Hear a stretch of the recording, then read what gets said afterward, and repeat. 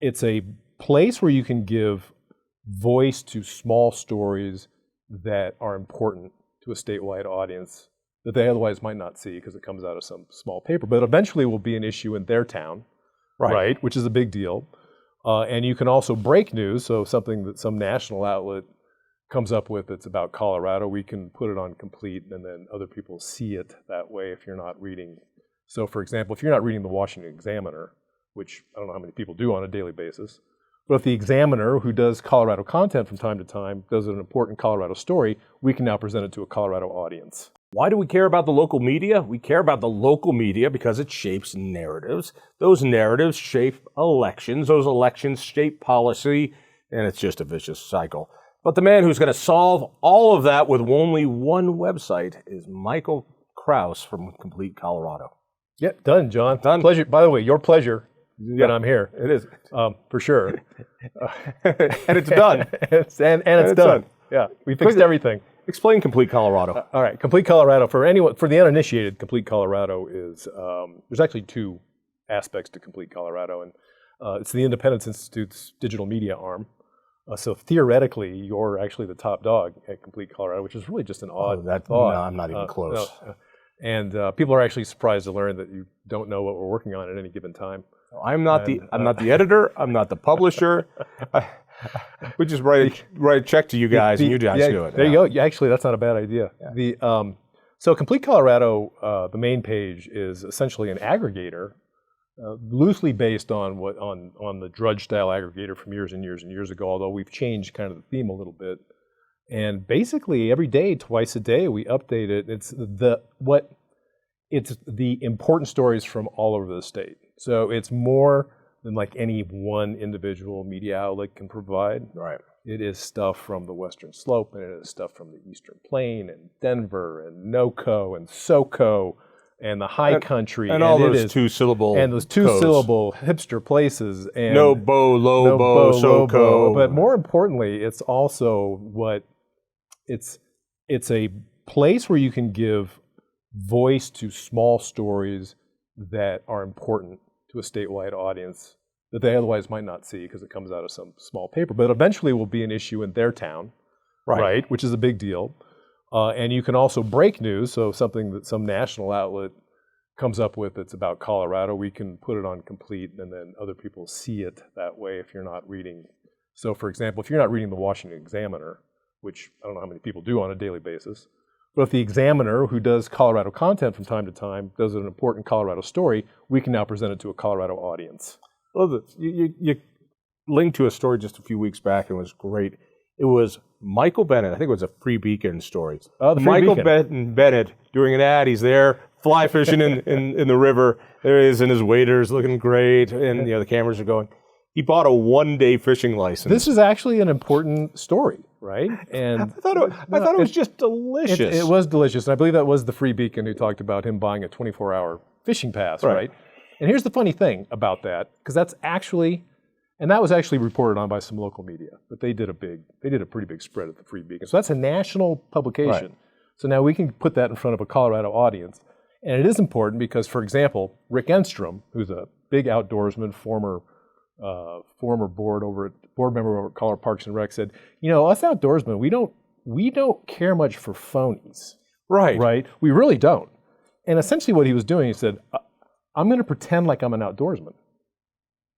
He bought a one-day fishing pass. Now, if he was really a Colorado outdoorsman, he would have a fishing license. And here's the other part of it.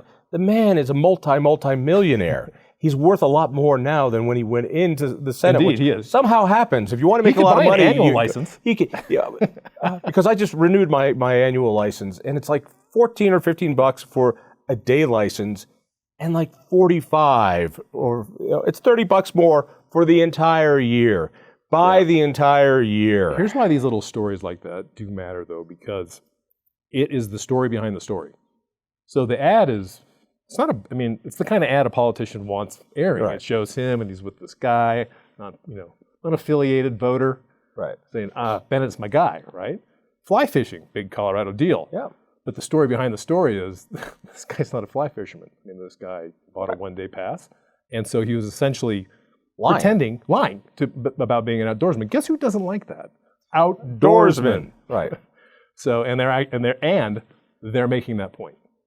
And so there might be a price to be paid by Michael Bennett. There might not, but that's an important little story that ended up getting a louder voice because of Complete. Right, so you aggregate these stories and Right. you scour around the state and you put these stories on one site. What I like about it is there's no paywall because it's getting harder and harder to find news that you don't have to pay for. And a lot of small newspapers still have free stories. A lot of other services have free stories.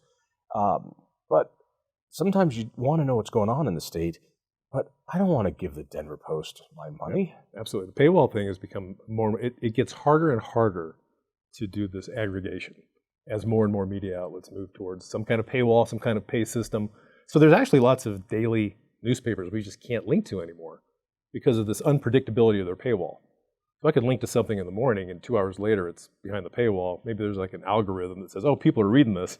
Let's slap it behind the paywall because people now pay for it. So it gets harder and harder, but we have we have a policy. We don't purposefully send people to paywall material or material that requires a membership. It happens every now and again, but it's never done purposely. So we do have a policy. We want people to go to stories they can read or watch. Complete also has reporters, columnists, right, and it does its own thing. We do our own thing too, as well. Yes, we have you've got a staff reporter. Of what? 38 reporters. We have a huge newsroom out there busting stories on a daily basis.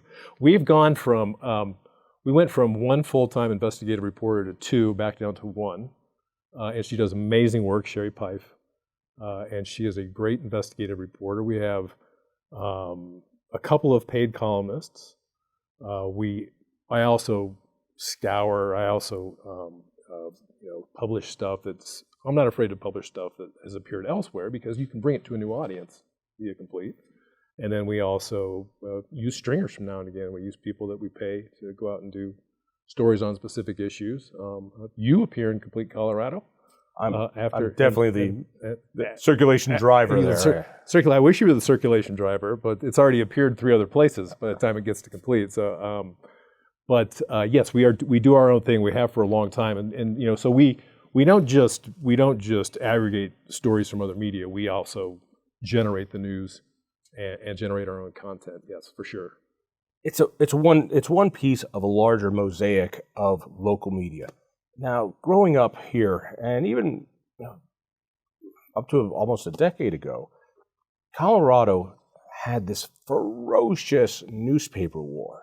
Right? And you could, for $1 a year, get a subscription to the Post, and for $1 a year, get a subscription for the Rocky Mountain News.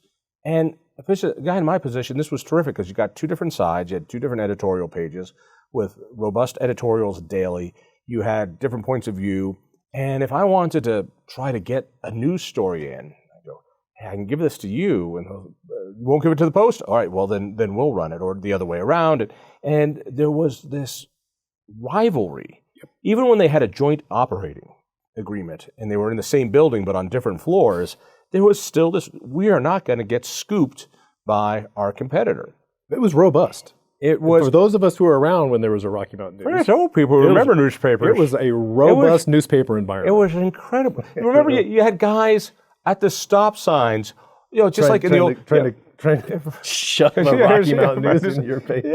And it was one of those, remember the old movies, read all about it, extra, Al Capone caught. It was one of those towns. And because of that, a lot less mischief got by. I believe that most all of these outlets are very left-leaning in their reporting, but at least they reported AP-style reporting, and they would cover beats. When I was on the RTD board, after a little bit, both papers had to cover the beat and keep an eye on me. And they were there, and they knew things. The Denver Post is a skeleton of what it once was. It's owned by a hedge fund. I think they still make pretty good money, but the hedge fund just sucks it all out. Right. And the Rocky Mountain News is no longer. No longer, no. And I think that rivalry actually forced them to be good at what they do. Yeah. Right? And you really did have to put out some good work. to scoop the other one. And yeah, the Post is, the Post is still a brand for sure. But so few people get it. If I get the numbers right, I think their circulation paid papers going out is like 250,000 a day, which it's not nothing to sneeze at. Right? No, it's impressive. But compared to where they were at close to half a million, and furthermore, the size of Colorado's population exploding. So not only is it not keeping with that, it's shrinking. And my favorite joke ever, because I wrote it, which was the Denver Post is so thin, I need to buy 2 of them now to line my birdcage. They just don't have the same meat and reporting that they could before. And they don't have the copy editors that they used to have and those things to make sure that little mistakes didn't happen. You can see it too.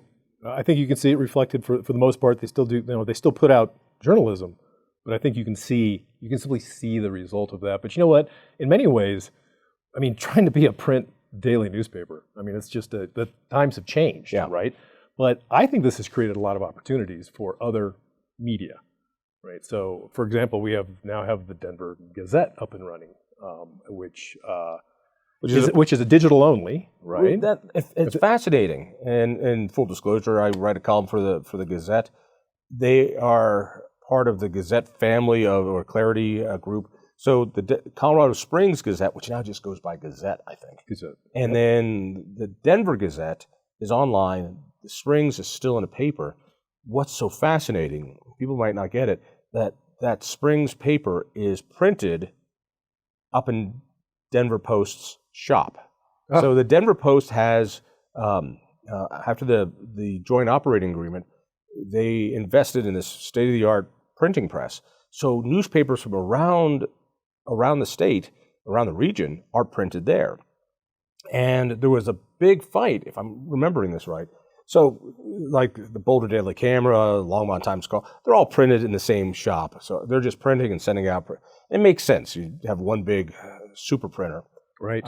But when Colorado politics came around, apparently there was a big fight, which is part of the agreement was you can't have a Denver paper being printed there because we're the Denver Post and it's our. And the question is Colorado Politics, which is an amazing publication, which is for political junkies, guys like you and me.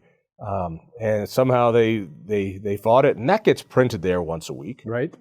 But the Gazette, Denver Gazette, isn't printed at all. No, digital only, which is and they're not alone, by the way. Colorado Sun, digital only. So there's actually two what I would call media outlets with newsrooms of some meaning behind them, and that's really the key, right? Is you need people making that product in order to take advantage of what has happened to the Post in the years after, it's really interesting because all of a sudden there is for years and years and years, the Denver Post kind of had a lock on the idea on editorializing on things, especially Denver Metro things, and all of a sudden you have a Denver Gazette editorializing on things, Denverish things, stepping into the Post territory. And I think the best way I can describe it is it is a robust editorial page, impressively robust. How do you mean that? The breadth, just the number of columnists they have writing there, and the number of things they're writing, and the number of house editorials they're putting out on a regular basis between the Gazette and the Denver Gazette. And sometimes they're different, by the way, because one might have something to do just with Colorado Springs, and one might be very Denver specific. So you actually might see 2 house editorials in these papers on the same day. So people open up news. Remember when they used to say, "I take, the Colorado Springs Gazette," or "I take the Post." Sure. It was what old people would say because it comes, so they take it. Young people don't want paper. No, they don't, and so the Denver Gazette doesn't have to buy ink or paper or time at the press. They don't have to buy delivery guys. The delivery option is right there online, and you bring it in, you open it up, and it reads just like a newspaper. Digitally, you flip it, or you can look at it a couple different ways. But you're right, there is an editorial every day. They're cranking them out, which is impressive. Even the Post is while the Post has scaled back its editorial page. The Post has, I think, like 2 editorials a week. I don't know what they're up to now. It's only a couple of house editorials a week, which is a lot. I mean, I don't know how big the staff is over there at the editorial page, but I'm pretty sure it might just be Megan Schrager. That's pretty brutal, by the way, to be putting out, because you still got to edit all the other stuff, right? That appears unless you have some kind of assistance. Unless you're buying, and they run a lot of national they have stuff. Some Denver. They have some Denver. I mean, they have some local stuff. But if you're buying content, that's a different story. You're just loading it in the system and putting it out. But I just find it impressive the degree to which it just feels interesting to have another editorial voice like there used to be. Right, when the Post and the Rocky used to fight over that stuff. The Rocky had usually nuanced, different editorials. Nuanced differences. And sometimes they might be on the same side of something, but for two different reasons. And sometimes they were just hardcore against each other. And as doing radio show prep or something, you get to see these points and you get to see those points.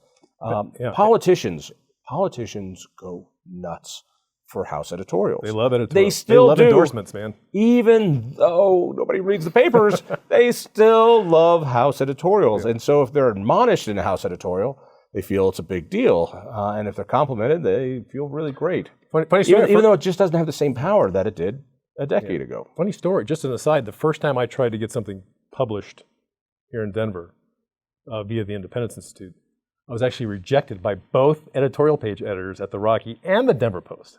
It was pretty spectacular. And I later met both of them. The editors. And they had no idea who I was. Yeah. I said, you rejected me? And they're like, yeah, I don't know, probably. I reject everybody. I reject lots of stuff, man. So without those two papers, the people get newspapers for different reasons. Sure. And you and I are political junkies, and we're into how is this story being told? Is it being told fairly?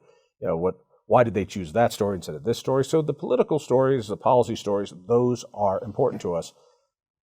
I don't even look at the sports section. And I don't need a newspaper for that stuff anymore. Although, I look at it, and from what I understand, some of the signature players, Woody Page and Paul Klee and some of these others that I know the Gazette paid some money to bring in because they're signature, marquee writers. Sure. And they've got a history in Denver. But I don't look through that, but most other people do. My guess is there's guys who still get Sudoku, or is it Sudoku? Sudoku. Whatever it is. Whatever. I'm a fanatic, all right? I'm a ninja. And so every day I got to do the damn Sudoku. I take newspapers on an airplane with me. And I'm the annoying guy who's... with the broadsheet, I take the Wall Street Journal on an airplane with me, or the USA Today, to do the crossword. Right. And I fold it up 8 times, and I like having that paper. I don't like doing crosswords and Sudokus online, so I actually like to... That's really the only time I actually buy a paper product anymore is when I'm going to go on an airplane. So different people do it for different reasons. And I know there's guys who still want to read the sports section, right, because that's their thing. Although you can go to... there's whole websites that cover the Broncos, cover the Rockies, cover the Nuggets. The writing might not be the caliber of a Woody Page, but you can still do it. So for a lot of people, there's a lot of things you just don't need a newspaper for anymore because of the internet. Breaking news. But breaking news, the thing you still need a newspaper for is you still need a reporter calling people, asking them questions, doing Quora requests, and then taking all that raw material and turning it into actual content. That's what you still need a newspaper for. But you can do that online. But it's also still the value to a newsroom and a place like the Denver Post. The idea that you need somebody to ask questions is because the brain drain goes to Washington, D.C. Sure. Every year there are more reporters covering Washington beats. I don't care. The action that's happening in the over 5,000 governments in the state of Colorado, that's where corruption is. That's where funny business is. That's where things are going on that maybe you support, but you don't even know about. That's where we used to have reporters, and we don't have those reporters anymore. Fascinating. Political reporting is a growth industry in D.C. and New York, but they're covering national politics. They're covering Congress. They're covering... Right. No, but it used to be. This was spread out, and this was spread down to the daily newspapers. But so there's an overfocus on national politics, for sure, I think anyway, because you can pick any one of... there's not just newspapers doing it. There's all kinds of specialized websites. Take like a Politico. right? They're a great example. Or the Free Beacon, or the Examiner for that matter. But then when it starts trickling down to this local level, now all of a sudden we got kind of a problem, right? Because this is where this stuff actually happens in your backyard.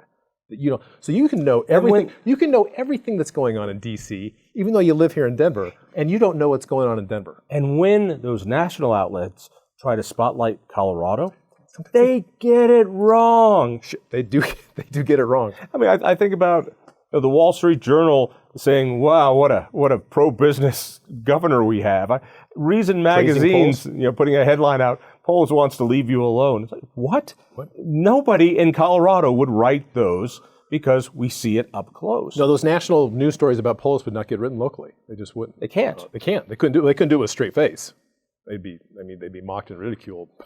They'd be attacked on Twitter relentlessly. But it does show the laziness of media, not only locally, which I think there's a lot of it, but even nationally, that some spin artist comes out and says, you got to write a little something about my buddy over here who's doing a great job. And I'm like, I got to get it out. Although I will say, as someone who looks at, I look at 50, 60 things every day to update complete Colorado. And as someone who sees that much media on a daily basis, number one, it's depressing.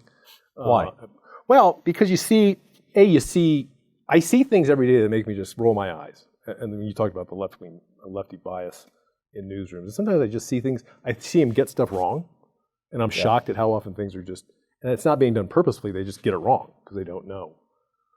Especially because the reporting staffs are so young. And they're so young, they just don't know things. There are no more John Sankos or no more Lynn Bartles that can go, no, that's not what you did 5 years ago. Right. 5 years, even there's people who years. could correct you on 20 years ago, and now you're lucky to find someone who can tell you what happened 5 years ago. And I find this, as much work as we've done on, say, Tabor, the Taxpayer Bill of Rights here at Complete Colorado and at Independence Institute, I see remarkably bad reporting on Tabor because they just don't know the nuances of it and the court cases over the last decades, and where it's been watered down, and where this happened and that happened. This bill where it walked around this way with a faster bill. And all of a sudden, all of a sudden, it's hard. This is a hard topic all of a sudden because it's got a 30-year history, and you got a bunch of people who just moved to Colorado. Yeah, we want you to do a story on this thing, this thing called Tabor. Oh, the shopping center downtown Denver. I can do that. No, dude, this is a constitutional amendment, and so it's actually problematic in many ways. But there's actually good local reporting going on. It's just not happening everywhere. And I see a lot of good local reporting in some of the dailies in the mountain towns, for sure. And there's actually a local newspaper war going on in Aspen. Which is really? It's an interesting little story. It really is because we talk about the Denver Post and the Rocky. Aspen's still a 2-newspaper town, bizarrely enough. It has 2 daily newspapers. 2 daily newspapers. So I know there's the Aspen Times. The Aspen Times. And is there also an Aspen Daily? Aspen Daily News. Yeah. 2 of them. And right now there's a kerfluffle going on, for lack of a better term. So what happened was the Aspen Times was purchased as part of a broader purchase of a bunch of small dailies in Colorado by this media group. And as it turns out, and this is going to shock you, some of the people who are part of this new ownership group might vote Republican from time to time. They might even be Republicans. And so apparently this is a problem. And so now the Aspen Times has been under fire by the progressive government in Aspen and Pitkin County over this. Because the ownership might be Republican? Well, because some of it has to do with some coverage of it's a very complicated story involving a Russian oligarch who owns real estate or a guy connected to Russian oligarchs who was doing a development in Aspen, and the Times wrote something and then unwrote it. And then an editor quit because he didn't like the vibe in the newsroom anymore. And so all of a sudden, the local government is attacking the Aspen Times and threatening them with, we're gonna do something about you if you don't. What are they gonna do? We don't know. Well, I'll tell you what. A nasty little First Amendment keeps popping up. I know, the nasty First Amendment thing. And so I believe it was the Pitkin County Commission recently voted to swap the Aspen Times from the paper of record, which is important because this is where the notices go. That's a lot of money. To the Aspen Daily News. So there's a little newspaper war going on up there, and the Aspen Times is getting slapped around hard by the local government, which is really fast, all because their new ownership isn't completely woke. They're maybe marginally woke with some guys who aren't. I mean, this is the nuance that makes you a bad guy now in the media. You mentioned about small papers. Yeah. And small papers have always had an important niche in Colorado that, the circulation might not be huge, but whoever gets it reads it from cover to cover. Right. It's the local high school football team. How are they doing? What happened? The stories in there, it gets read. I think of like the Burlington Record, which is I believe a weekly now. It gets read cover to cover, no doubt, because it's about Burlington news. Yeah, and who else is going to? Who else is going to do that, right? I get a little newspaper every month, and it covers Edgewater, Wheat Ridge, and Mountain View, and a little slice of Lakewood. This is hyper local, and it's horrible, by the way. I mean, it's not good. I read it cover to cover because it's about little things that are going on, like within walking distance of my house. And so this is a big deal to me, but it still comes in paper form. Some guy throws it at my house for free. What's so odd? But that's different than like a legit newsroom, which have been shrinking. What's odd is that the desire for local news, I think, is as strong as ever. If it was just there, if you're reading that rag because you still want to know what's going on around the corner, sure. Imagine if there was legitimate coverage there, but it's just not there. There are specialty sites. You could say that CompleteColorado.com is a specialty site about Colorado politics, and you aggregate all these stories.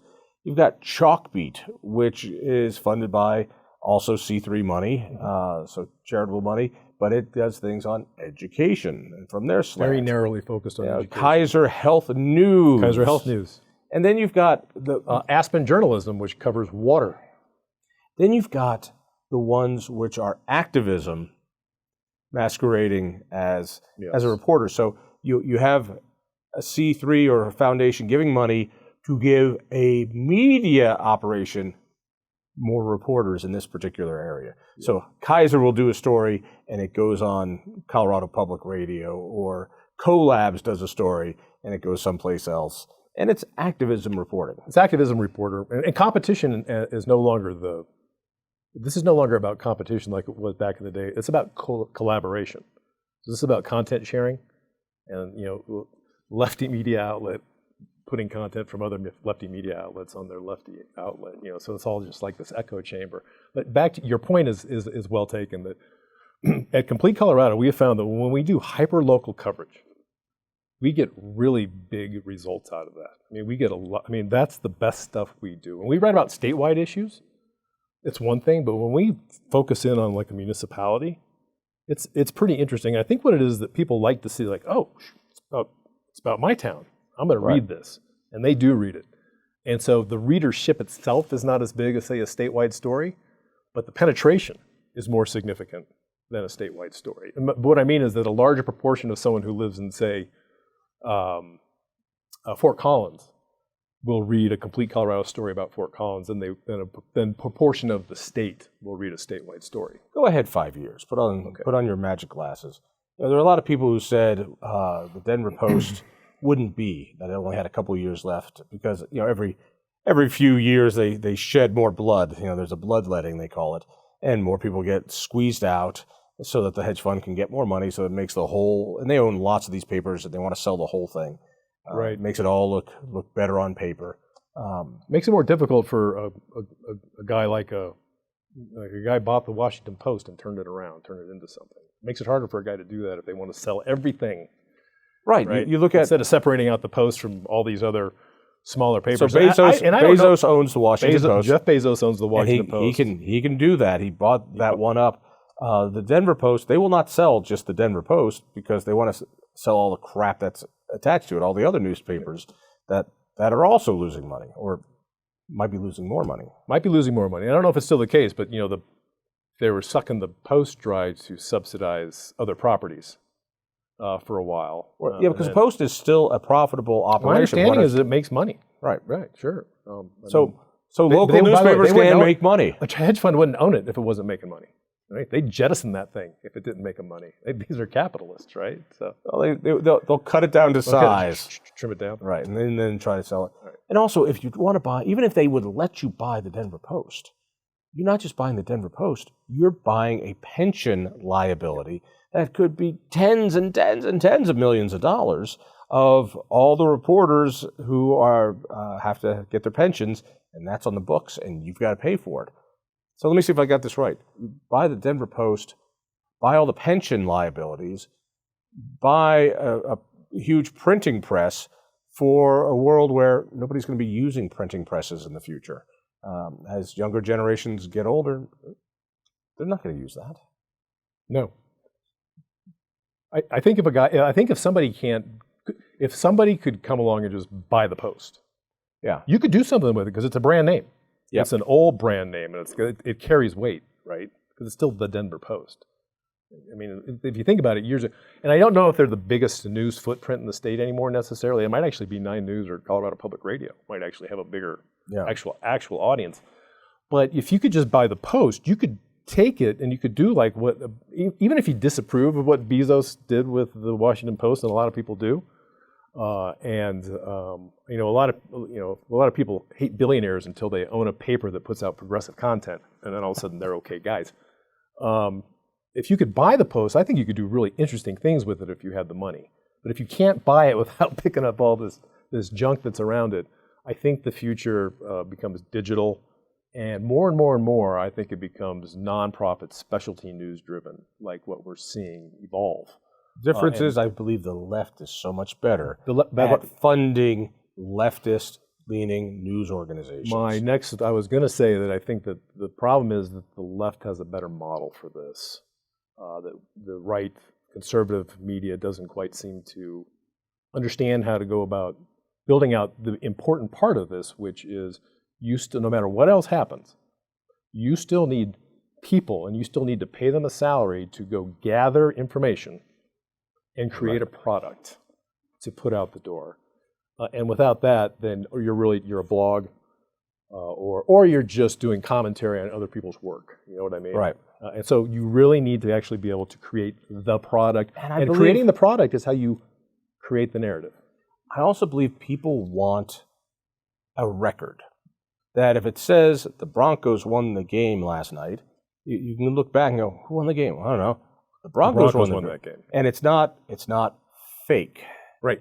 And people don't know if it's fake or not so much, particularly as it morphs into all these little specialty websites that are newsy but more commentary. I think one of the weird things that's happening is they talk about now about artificial intelligence now writing content. Yeah. But it's terrible content. Now it might get good at some point, but yeah, you could very well end up with stuff that's just making newsy-ish news sites, just literally making stuff up. I mean, you could have a site that says, the Broncos lost last week. And now what do you do? What do you do with that? Like 5 years later, say, hey, do you remember that? Who won that game back in 2024? The future will be bots that you dump in information, just like census information or whatever, and it writes a story that looks local, but it's the same story in every city. They just pull that city's number in and say, and then AI decides if it's a big story, small story, what words to use. It's gonna be a scary future. People want something that they know, and that they know that they can count on, and that has actual human beings gathering that information and you can putting it out the door with, and you can connect with them. You can actually yell at somebody on the phone. You want someone that you can email and say, I can't believe how wrong you got that story. Right. And a bot doesn't care. Yeah. But you know who does care? A reporter cares. And you better retract it right away. Retract that thing. So I see, change it coming, and it's already, I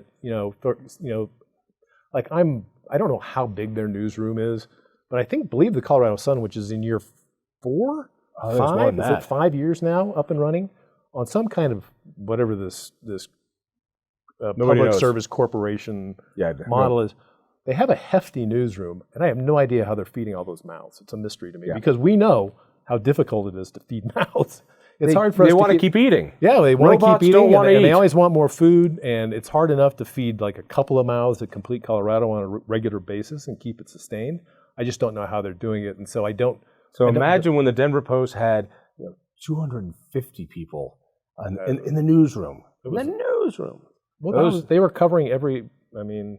That was luxurious. It was, and they didn't even read it. All right, hey, people want to get more information, want to check it out? CompleteColorado.com. Pretty simple. Mike, thanks so much. Thanks, John. Appreciate it.